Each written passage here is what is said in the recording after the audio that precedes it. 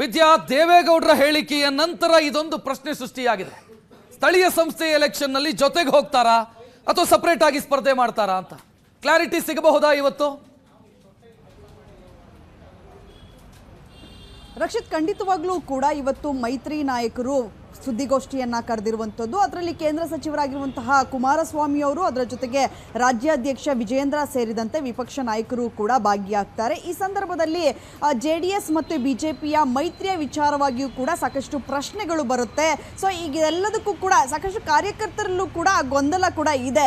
ದೇವೇಗೌಡರು ಮೈತ್ರಿಯಾಗಿ ನಾವು ಸ್ಥಳೀಯ ಚುನಾವಣೆಗಳಿಗೆ ಹೋಗಲ್ಲ, ಆ ವಿಚಾರವಾಗಿ ಟಿಕೆಟ್ ವಿಚಾರವಾಗಿ ನಾವು ಪದೇ ಪದೇ ಹೋಗಿ ಮೋದಿ ಅವರ ಹತ್ರ, ಅಮಿತ್ ಶಾ ಅವರ ಹತ್ರ ಕೂತು ನಾವು ಮಾತನಾಡೋದಕ್ಕೆ ಸಾಧ್ಯ ಇಲ್ಲ. ಈ ಕಾರಣಕ್ಕಾಗಿ ನಾವು ಹೆಲ್ತಿ ಕಾಂಪಿಟೇಷನ್ ಅನ್ನ ಮಾಡ್ತೀವಿ ಅನ್ನುವಂತಹ ಮಾತನ್ನ ದೇವೇಗೌಡರು ಹೇಳಿದ್ರು. ಸೊ ಅದಾದ ಮೇಲೆ ಕಾರ್ಯಕರ್ತರಲ್ಲೂ ಕೂಡ ಗೊಂದಲ ಇತ್ತು. ನಾವು ಮೈತ್ರಿಯಾಗಿ ಹೋಗಬೇಕಾ ಅಥವಾ ಬೇರೆ ಬೇರೆಯಾಗಿ ನಾವು ಈಗಲಿಂದಲೇ ಕೂಡ ಸಿದ್ಧತೆಯನ್ನ ಮಾಡ್ಕೊಡ್ಬೇಕಾ ಅನ್ನುವಂತಹ ಸಾಕಷ್ಟು ಗೊಂದಲ ಇದೆ. ಅದಕ್ಕೆ ಇವತ್ತು ತೆರೆ ಎಳೆಯುವಂತಹ ಸಾಧ್ಯತೆಗಳು ಹೆಚ್ಚಾಗಿ ಕಾಣ್ತಾ ಇದೆ. ಅದರ ಜೊತೆಗೆ DK ಶಿವಕುಮಾರ್ ಅವರು ಕೂಡ ಒಂದು ಹೇಳಿಕೆಯನ್ನ ನೀಡಿದ್ರು.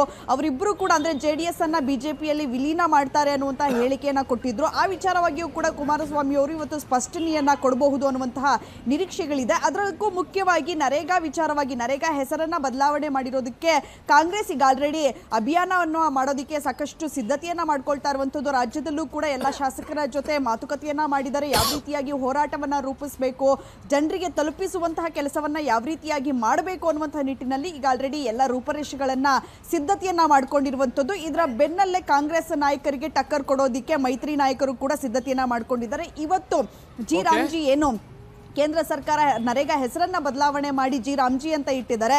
ಸೊ ಆ ಹೆಸರನ್ನ ಇಡೋದಕ್ಕೆ ಕಾರಣ ಏನು, ಅದರ ಜೊತೆಗೆ ಇದು ಎಷ್ಟೆಲ್ಲ ಯೂಸ್ ಇದೆ ಅನ್ನುವಂಥ ನಿಟ್ಟಿನಲ್ಲೂ ಕೂಡ ಇವತ್ತು ಜನರಿಗೆ ತಿಳಿಸುವಂತಹ ಕೆಲಸವನ್ನ ಮೈತ್ರಿ ನಾಯಕರು ಮಾಡುವಂಥದ್ದು. ಈ ಎಲ್ಲ ವಿಚಾರಗಳು ಅಂದ್ರೆ ಮೈತ್ರಿಯ ವಿಚಾರ ಇರಬಹುದು, ಅದರ ಜೊತೆಗೆ ನರೇಗಾ ಹೆಸರು ಬದಲಾವಣೆ ಯಾಕೆ ಮಾಡಿದ್ರಿ, ಅದರಿಂದ ಆಗುವಂತಹ ಯೂಸಸ್ ಏನು ಅಂತಹ ವಿಚಾರವಾಗಿ ಸಾರ್ವಜನಿಕರಿಗೆ ತಿಳಿಸುವಂತಹ ನಿಟ್ಟಿನಲ್ಲಿ ಇವತ್ತು ಸುದ್ದಿಗೋಷ್ಠಿಯನ್ನ ಕರೆದಿದ್ದಾರೆ ಅನ್ನುವಂತಹ ಮಾಹಿತಿ ಸದ್ಯಕ್ಕೆ ದೊರೀತಾ ಇರುವಂಥದ್ದು.